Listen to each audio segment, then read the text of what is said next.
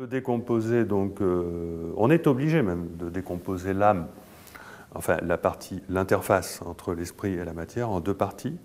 Une partie indépendante des vibrations de la matière, par exemple ça peut être des vibrations qui sont de plus haute fréquence, non temporelles, et donc elles ne peuvent pas interagir sur la matière, tout comme par exemple, ou alors des vibrations de trop basse fréquence, comme par exemple les ondes gravitationnelles qui viennent du Big Bang, là qu'on vient de découvrir, elles n'interagissent pas à la matière. C'est pour ça qu'on a du mal à découvrir les ondes gravitationnelles.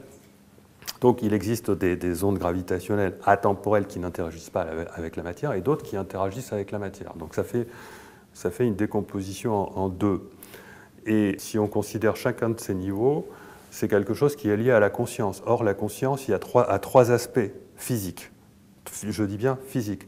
Étant donné que je relie la conscience je dis que la conscience est de nature quanto-gravitationnelle, exactement comme l'illustre Roger Penrose, qui nous dit que dans le cerveau, nous avons des interactions de nature quanto-gravitationnelle qui viennent réduire les états quantiques grâce aux microtubules. Si la conscience a une nature est de nature quanto-gravitationnelle, elle possède trois aspects.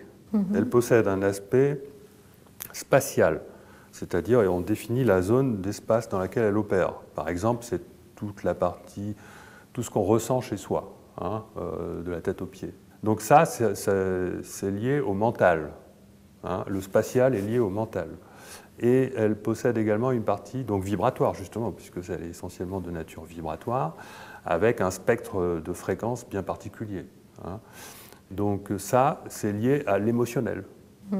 Mais bon, ça, donc on va dire, ça, c'est les deux substrats d'information essentiels, donc le mental et l'émotionnel, qui correspondent physiquement au spatial et au vibratoire ou spectral, mais ça ne veut pas dire que la conscience, elle se loge partout.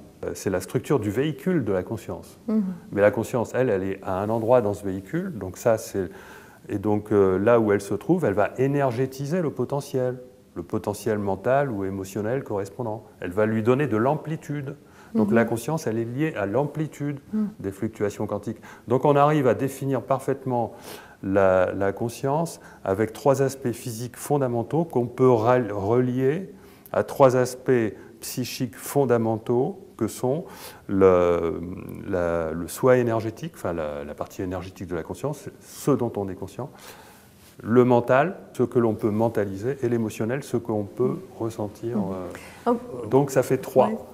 Et donc j'ai dit tout à l'heure qu'on avait deux parties, et donc ça fait 6. Et si on s'amuse à dessiner tous ces 6 centres, et qu'on rajoute les 4 centres en bas, ça fait 10 puissances, ça fait comme l'arbre des centres, et on retrouve l'arbre de la Kabbale. C'est ça. Alors, comment est-ce que la conscience peut arriver à s'élever de la matière, de l'animal, l'animalité, jusqu'au soi qui est en connexion avec l'esprit divin ?